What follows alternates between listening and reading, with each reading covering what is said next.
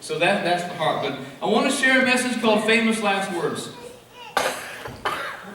General John Sedgwick said these words: they couldn't hit an elephant from that distance. He said that to his men who were ducking from the fire of a Confederate sniper. You want to figure out how that went. Salvador Dali said, "I do not believe in my own death." And yet, he died. This one's really interesting. Erskine Childers. You ever heard that name? He spoke these words to his firing squad. He said, "Take a step forward, lads. It will be easier that way." Wow! P.T. Barnum. Anybody know what his last words were? To his wife: "Nancy, I want you to know that my last thoughts are of you."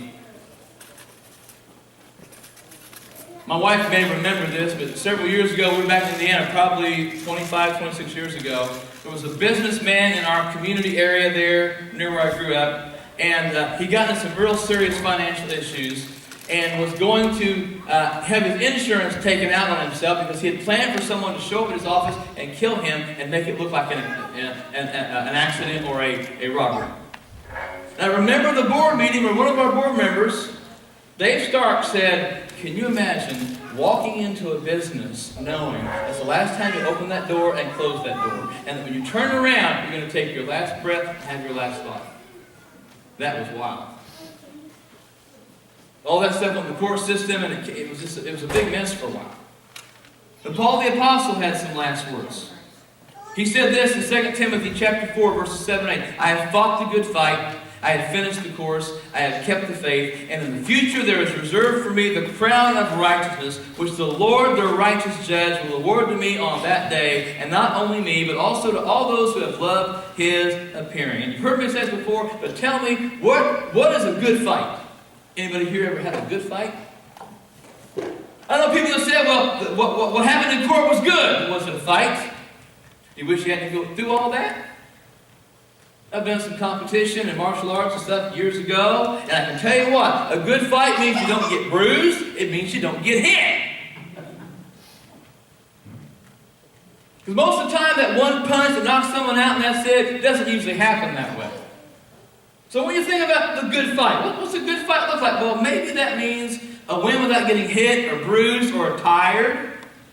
Maybe it means not being broken the next day by being racked with pain. I'm learning the older I get that this is a common frame of reference for me in the morning. Can anybody relate?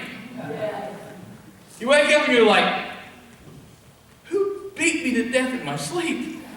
Who hit me with rocks or something? Or maybe it's the pride of not getting hit at all, or not getting hit as much as you expected. Good fight. What if Rosa Parks said, I don't need to sit there? What if Isaac Newton had said, I'm going to cut that tree down because those trees keep hitting me on the head?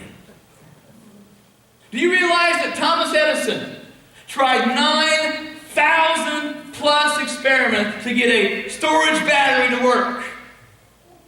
I think by 115 I'd be saying, I need to do something else. You know, it was just 3 years ago that some individual or company came out and had more patents than Thomas Edison. Took over 100 years, 150 years almost for those things to happen, but think where we are today.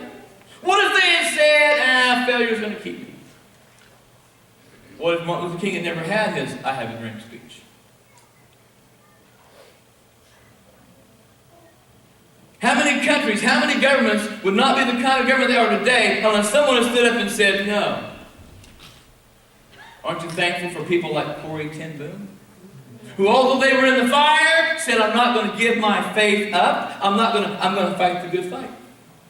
I've told you folks the story in Dachau. There's a in that death camp, there was one of the bunkers that you walk out, and the very bottom, right before you walked out the door, someone had taken their thumbnail and carved a cross in the cement. Carved a cross in the cement. Although they knew they were dead, or as good as dead, because of the leadership there in that camp. And Dachau was nothing more than a death camp. But people would walk out, they would tap their foot on that cross before they walked out because it gave them some hope and it gave them some faith. We have acknowledgments there were people who committed their life to Christ in the Holocaust camps because people shared Jesus with them. That's the good fight. When things are going hard about you, but you keep fighting. Paul had hauled believers to those who would jail them. He even delivered them to death without number. He even held the cloaks of those who stoned Stephen. And I really believe that God brought back to Paul's mind what he had done when he held those cloaks and watched Stephen die. Especially when he saw Stephen say, I see Jesus standing at the right hand of the Father. Stephen fought the good fight. 2 Corinthians 11, 23 through 27. In far more labors, in far more imprisonments, beaten times without number, often in danger of death. 5 times I received from the Jews 39 lashes. 5 times he was beaten. Almost 200 lashes. Just like we saw Jesus in the Passion. 5 times I received 39 lashes. 3 times I was beaten with rods. Once I was stoned. 3 times I was shipwrecked. A night and a day, and I have been adrift at sea. Anybody want to compete with this? I've been on frequent journeys in dangers from rivers, dangers from robbers, dangers from my countrymen, dangers from the Gentiles. I'm going to put in there, dangers in the capital, dangers in the city, dangers in the wilderness, dangers at sea. Everywhere Paul went, there was something coming against him. And yet he said, I fought the good fight. I've been in labor, hardship through many sleepless nights, in hunger, thirst, often without food, in cold and exposure. Apart from such external things, there's the daily pressure of me of concern for all the churches. Now, when they're trying to kill me out there, I got to take care of the churches. Think of the fight that Paul was dealing with. There was a gentleman on one of the flights sitting right beside me. And if you're going to fly anytime soon, realize that things are normal there.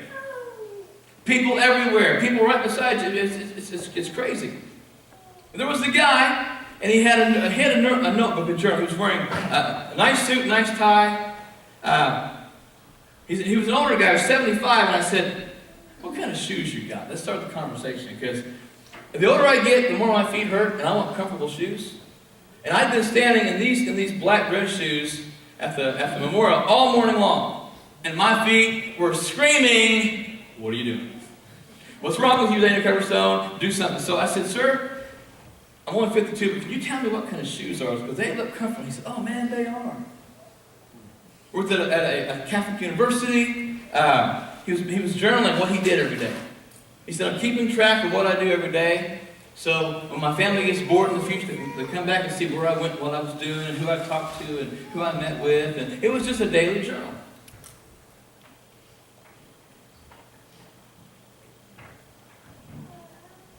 Started talking about faith.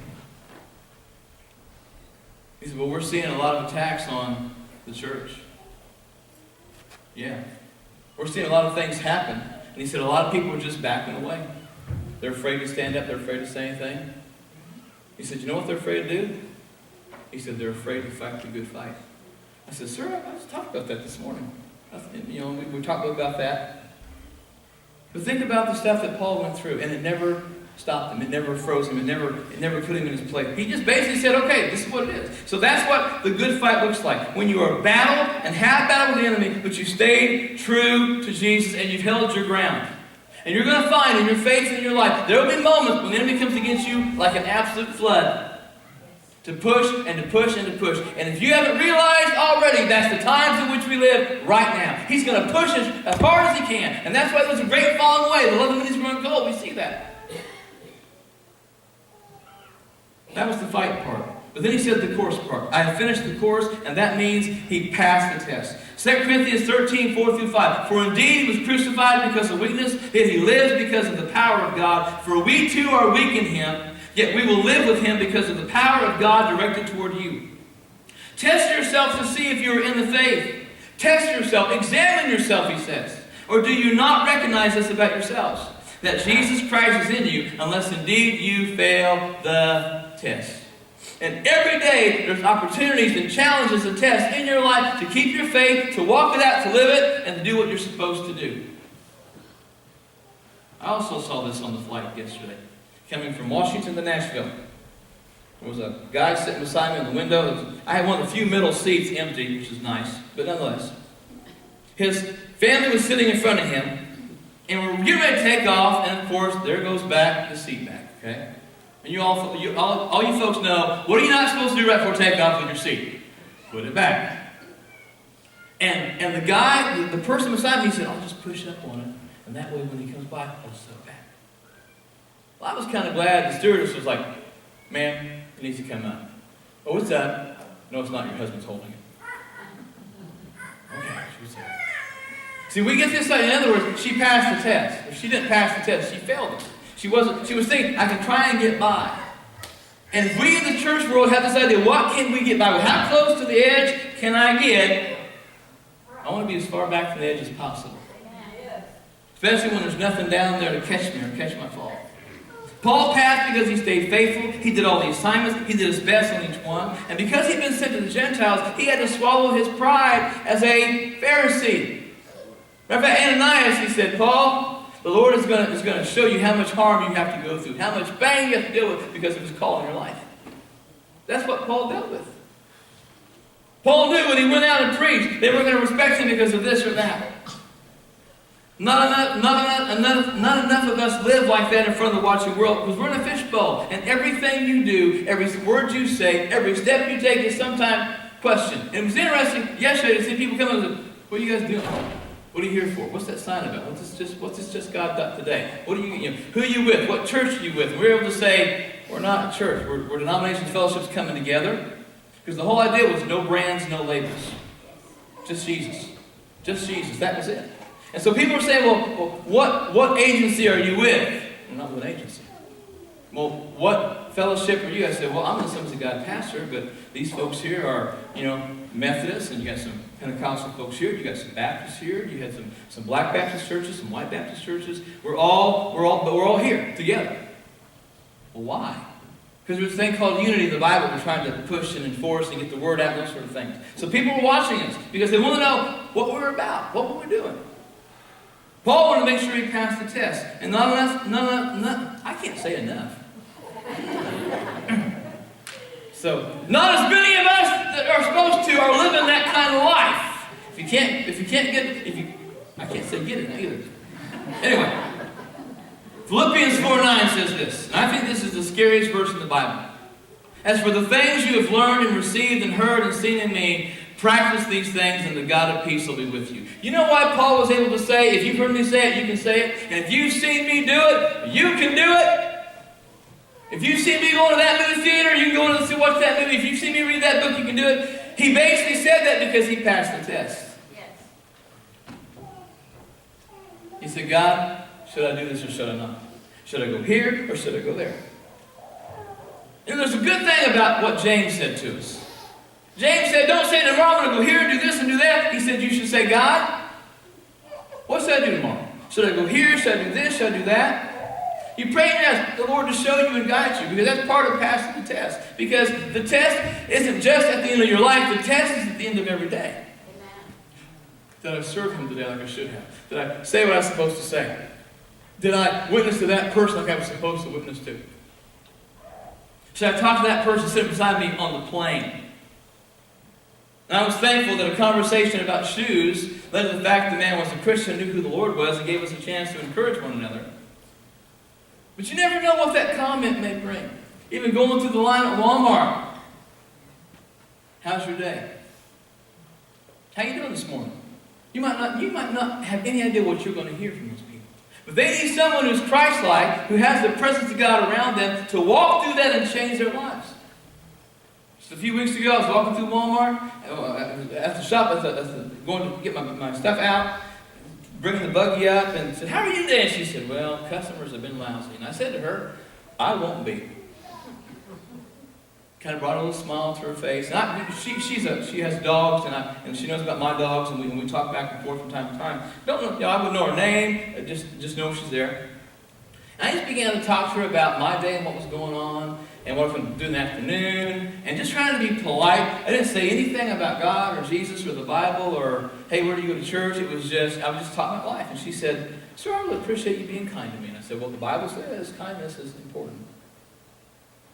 So, did it plant a seed? Maybe, maybe not. But if nothing else, she was smiling when I left and she was frowning when I got there. So even just going through a shopping lane can make a difference in somebody's life, because you have no idea what the customer, right before you walked up to pay, has done or said. And I don't know about you, but folks are grumpy in Walmart. And they have family reunions in the cereal aisle. You can't get through. I'll talk about people walking through airports, but that's another message. So we're talking about the fight part, the course part. Now we're talking about the faith part. He said, I've kept the faith. 2 Corinthians 4, 16 through 18, Paul says, therefore we do not lose heart, but though our outer person is decaying, yet our inner person is being renewed day by day. So get this, you're dying, but yet you're gaining. That's a spiritual truth. Even though you may be getting physically weaker, or this is going on, God still has got your mind and hold of you, and the inner man is being renewed day by day. For our momentary light affliction. You heard the list I read of you, what Paul gone through, right? Would you call that momentary light affliction? Imprisonments, shipwreck, exposure, cold, hungry, in prison? Would you say, that's light affliction? I drove in traffic yesterday in Washington, D.C. That was not light affliction. Okay? But that's what Paul says. Well, because for our momentary light affliction is producing for us an eternal weight of glory beyond all comparison. Well, we look not at the things which are seen, but the things which are not seen. For the things which are seen are temporal, but the things which are not seen are eternal. He basically said, I have kept my faith, and there's something beyond this life. There's something beyond who I am and what I've done and where I've been. There's something beyond when I plant that seed in somebody's life and invest in them. And Paul was writing those words to Timothy. I fought the good fight, all those things. He wrote those words to Timothy. Why? Because he knew he was not going to be around much longer. Those were the last words that Paul wrote. Because he knew he was going to be dying soon. Some people believe less than 2 months of the time he wrote those words that Paul was taken out and beheaded. And some think even quicker. All because of preaching the gospel. All because of his stand. All because of his heart for the Lord. So you see, the fights and difficulties had not withered his trust in the Almighty God. His faith remained strong and untarnished. It was pure and growing daily. Even though the man was sitting in prison when he wrote those words, probably hoping to be able to get a breath of fresh air. Could you imagine being able to be unchained, unshackled for 20 minutes or half a day and just walk outside beyond the prison walls in which you're a part? So when I pray for Jeff, I pray for Jeff every day. I pray, God, help him to not just be content, but to understand that you've got him there for a reason and purpose. And that even though he is constrained and restrained, Lord, I pray the Holy Spirit can work in him and through him to make a difference. And I hear good things about what's happening in Jeff's life there in prison. God's using him. God's making a difference. And not just because he's a model prisoner, but because he went in with the heart of God, I serve you. I don't understand this, but I'm here, and I'm going to trust you. How would we do in that situation? You see, so often, all we see is the fight and the frustrations and the difficulties and the bad stuff and the bad things. But the one thing that mattered to Paul was his walk with Jesus Christ, and that the world would see it daily. Every day, whether it was in prison, or on the road to a church, or helping to build the church, or working on the tents to make money so he could be the pastor he's going to be and help that church grow. When he's discipling men like Timothy and Titus or other young men, no matter what it was, he realized, I've got to live this out so people see it. And people have got to see my faith. So when he preached among the idols, he spoke to the demons that confronted him, or he challenged Peter. Imagine being the new guy on the block. Hey, Peter, why do you act one way with these people, but this way with another people? What's that all about? And you're that former Pharisee that tried to haul people off to jail and get them killed. No matter how he did not lean on his tribe or his legacy as a Pharisee. Go to the book of Philippians, he said, I'm the tribe of Benjamin, I'm a Pharisee, circumcised on the 8th day. He said, I followed the law. I was a very, very good student when it came to following the law. But, I put no faith in those things. I put no faith in the color of my skin. I put no faith in the degrees that I have, the education I have. I put no faith in what's in my wallet. Although I do appreciate that testimony, man. Amen. Now look, if you just give to get dinner on Sunday night, we need to talk. Okay? So understand that. Some of you are still going to get that. All right? That was a joke. I was kidding. But understand. What's in my wallet matters not to God.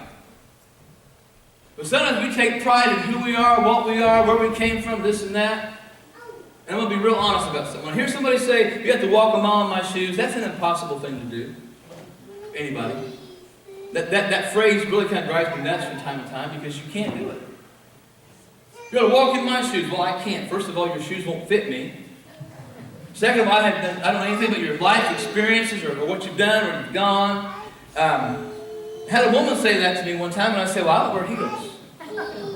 What do you mean? You can't do that. You just can't walk in somebody else's shoes. I can't live your experience, and you can't live mine. But what matters is that my experience glorifies Christ, and yours does too.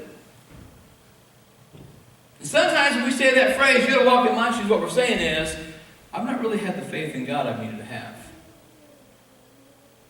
It's awful quiet in here right now. But am I right? Because the Bible tells me I'm supposed to walk by faith. Faith in Him. No matter what happens, what comes. I remember the moment the doctor came in and said, Mr. Coverstone, you are a type 1 diabetic, we've got to give you some shots. And those nurses came in with 2 100cc syringes and went. And 4 days later, I was still sitting over 1,000. So they came, and they were coming in every day and giving me insulin and shots and this and that. And I remember that doctor saying, you're probably going to be blind by the time you're 30 or 40. Forget about having kids. You're going to die and all these other things. And I told the story. There was a nurse a male nurse that was in there, and when the doctor came in, I arrived for the doctor to come in, and he said, Pastor Danny, who knew me from the church in charge, said, don't believe that doctor. I was pretty struck down at that moment. I was like, man, my life is over. My ministry is over. My future is over. Because this doctor just said this, this, and this. And that guy said, don't listen to what the doctor just said. You're a child of God. You're a pastor. You know the word. You don't have to believe what he said. Because I'll tell you what, after he said it, I was like, I actually pulled hair. I had hair I could pull then, you know. But I'm thankful that guy helped encourage me in my faith to trust the Lord. But there's even one more important thing that is important about Paul's words, his last words. It's 3 words. He said, in the future. Fought the good fight, finished the course, kept the faith, in the future. Those of you that have kids or grandkids, and you understand the very fate of getting older, and that one day there'll be a tombstone representing who and what you were, understand the importance of investing in your generations, right? And the generations to come. And we do that by loving them and nurturing them and teaching them and training them and helping them and giving them wisdom. And helping with money from time to time. And when they're in difficult situations, say, hey, my door's open. Come back anytime, talk with me, I'll help you, this and that.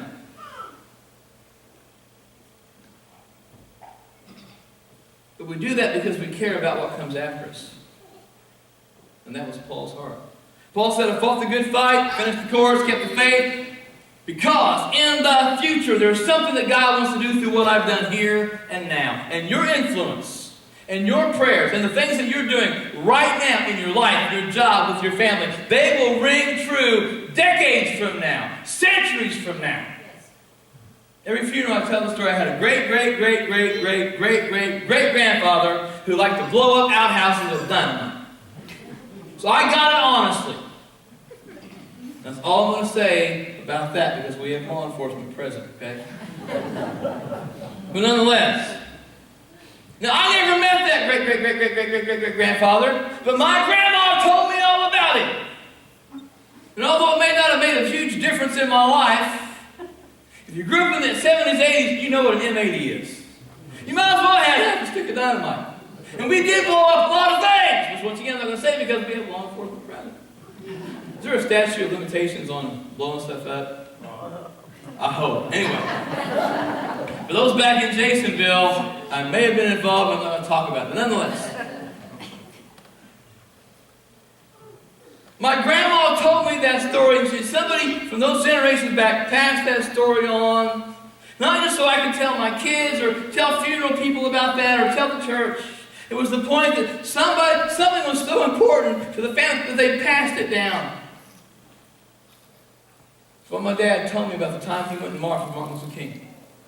While my dad told me stories about business and finance and the mistakes he'd made. My dad had gone through a divorce. My mom and dad had both been married, got divorced. They both had 2 sets of girls. They got divorced, married, had me and my brother. After my dad had his heart attack and stroke and became a Christian, he began to share with me mistakes he'd made in his marriage, mistakes he'd made in business. And why was he telling me those things? To make me feel bad? No, so that I could learn from them and not make those same mistakes.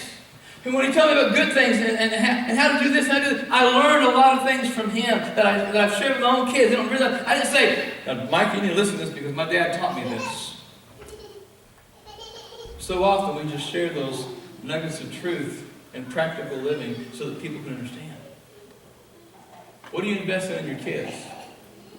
House in Terre Haute we lived in had a basement. And that basement underneath all the bedrooms. And I'd get up early and go downstairs and I would pray above me. I knew my prayers went to the heavens, but I would say, Lord, I'm praying for my kids. I remember Mike in the bedroom right now. And I prayed for him. I prayed for all the kids and the persons they're going to marry. I prayed for their college background. I prayed for them to have peace. I prayed for them to be physically healthy. I prayed for them to be able to make good money management, good decisions, and things like that. I would pray. I would walk back and forth underneath in that basement area and know I was praying for my wife and my kids above me. That's why every day I get to stand as practice. I pray for Jennifer. I pray for the kids. I pray for Hema now. She's in that list too, you know. And maybe 15, 20 minutes a day, but I make sure to every single day. Why? Because I want to invest in them. Whether I say it to Him or I say it to God, I want those things to be invested in them. And that's what Paul was doing. He said, in the future there's laid up for me a crown of righteousness. So his life and his focus wasn't just on what he had then. He looked beyond his own life to the future of others. And that's why that I have a dream speech. You realize that Martin Luther King made the statement, I may not get there with you. I may not get there with you. Think about how many people are going to die today. In the United States of America, about 7,741 people are going to die today. Some of them probably knew it was coming. Some of them didn't see the truck. Some didn't know they had cancer. Hearing more and more stories from 2020, there are folks that didn't go and do their normal doctoring. Their normal things. And they come back later on, the doctor's like, you're in stage 4 cancer. In fact, if you look at some of the reports, you'll find a lot of people have found themselves already in stage 3 and stage 4 cancer and didn't even know they had it. Because we were so scared to go to the doctors last year.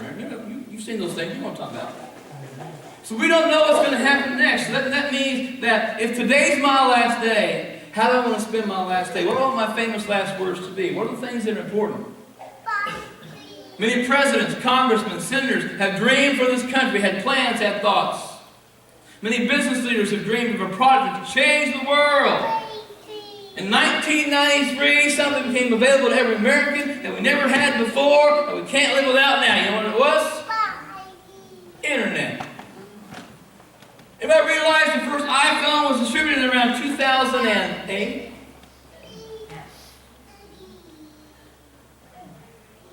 And how much has it changed our world? I didn't need a boarding pass yesterday. I had my boarding pass on my phone. I remember a science teacher, electronics teacher back in high school, Mr. Borders, he said, you know what? I'm going to say some things you guys won't believe me, but one day you'll have a phone you carry in your hand like they had on Star Trek. We called him Mr. Star Trek. We should have called him, Captain, what was the captain's name in Star Trek? Kirk. I was waiting on you, Hugh. I knew you were a Star Trek guy. We called him Captain Kirk. He said, you're going to have a phone that you carry in your hand. You're going to plug it in and charge it. You'll be able to contact anybody in the world. You'll be able to go in. All the news will be out there. There'll be something one day where you can find news from around the world. You don't have to see it on TV. He said, matter of fact, your phone will be your TV. Your phone will become your movie theater. We're all thinking, yeah, okay, can we go to lunch? You know, that sort of thing. But some of these people saw these things that were coming. Why do you think Microsoft Office is so big today? Because somebody had a plan. Why do you think Mac, you know, I'm a Mac guy. So we can fight outside or behind the building afterwards. But I'm a Mac guy. Been using Mac. I had a Mac. I first had my Mac. It was a Pro. A Mac Pro at no, it was I'm sorry. Little one about this big and that wide. 1989. I paid like $2,000 for it. And now I look online and realize that those things are like worth a whole lot of money if you still have them and this and that. Had a Timex Sinclair 1000 computer. Bought it at Service Merchandise. You ever remember that store? I paid $150 and had a 64K RAM pack. And I quote for you, Bill Gates said, no one will ever need more than 64K RAM. My computer's got a 2 terabyte drive and I'm almost got it full up of stuff I'm working on. Because the world changes. But somebody saw those things. You ever been, as a parent, how many before the days of the picture of the baby inside the womb? You just had to wait. And then some of them are like 4 and 5 and 6 dimensional. You look at the picture and go, ah! Because it's like coming out of the paper to get you. Because everything has changed. People are having, heart surgeries, leaving the next day. In the 70s, they would have said, you better be here for a month or two, because we want to make sure you're safe and you're alive when you get out there. But a lot of us have shut our eyes and imagined things that we're not really yet. All of us have done that. What will that baby look like? What will that child look like as they get older? What will I look like 5 years from now? How much hair will I have? What color will it be? All those sort of things. Paul did the same. He left his mark on men like Timothy and Titus because the dreams he had could not be finished in his lifetime. When I was about 5 years old, I found a book in my house that was under a cabinet.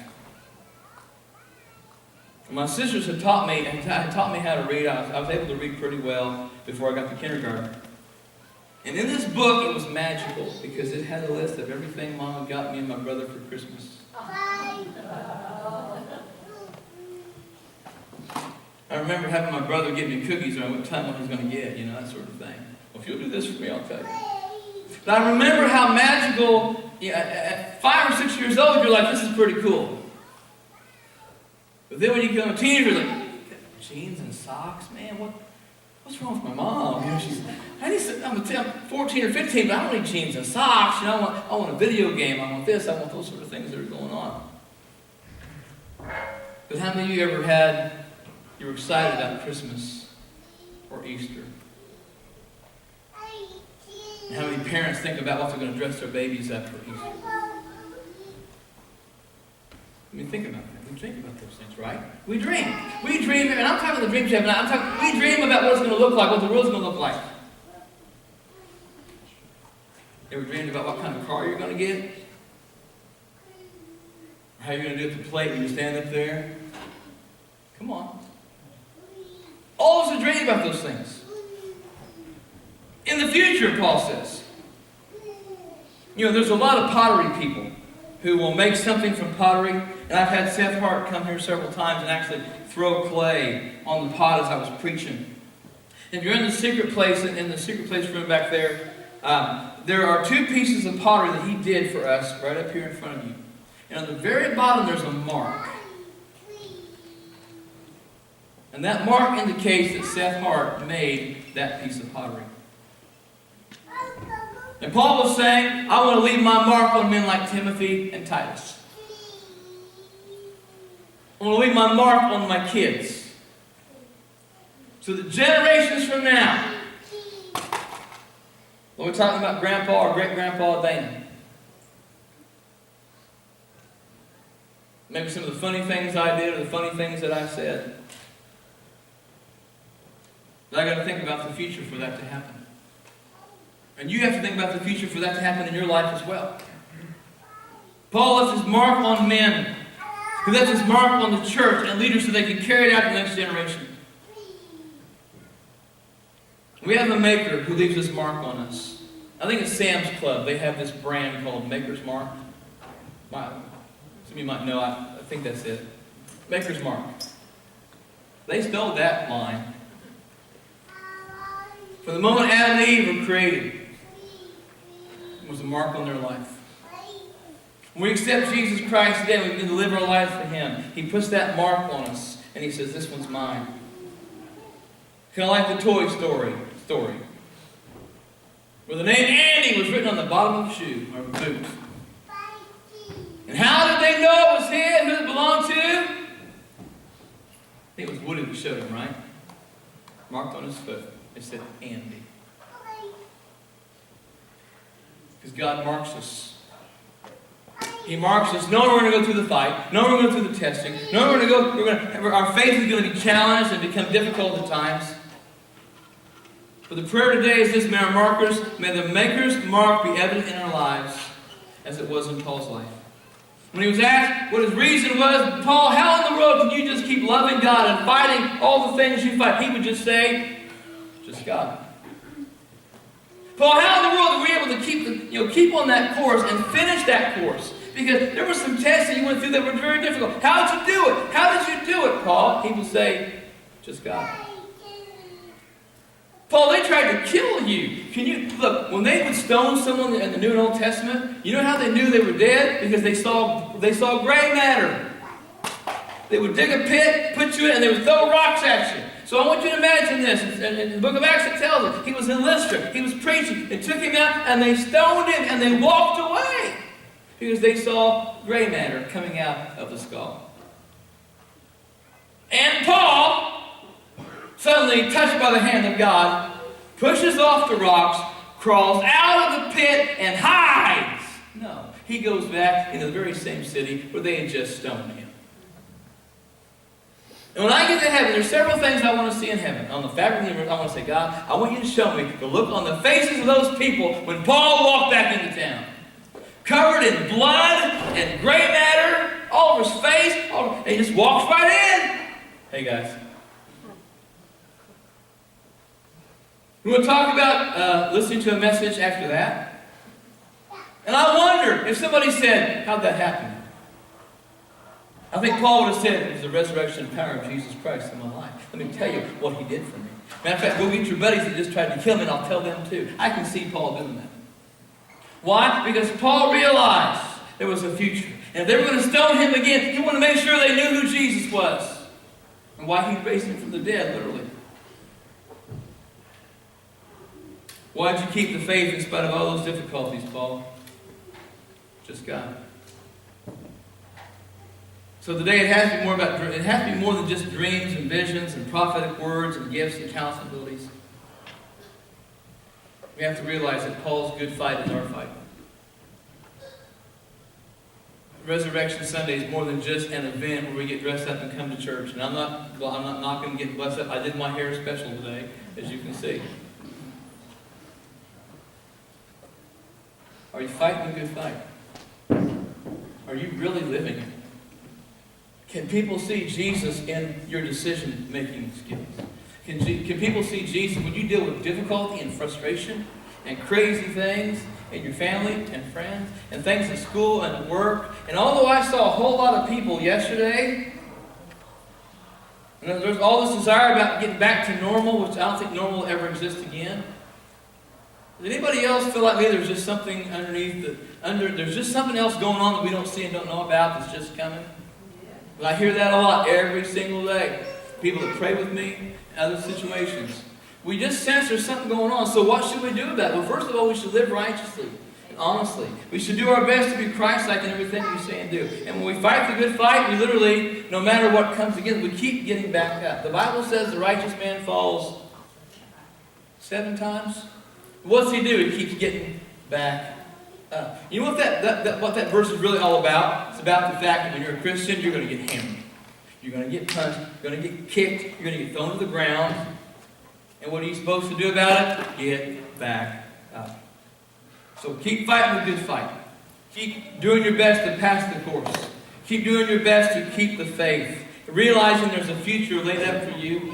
There's a crown of righteousness for you. But before you get there, there's something you have to invest and do in people's lives here today. So as you spend time with family and friends this afternoon, I want to encourage you to invest in them.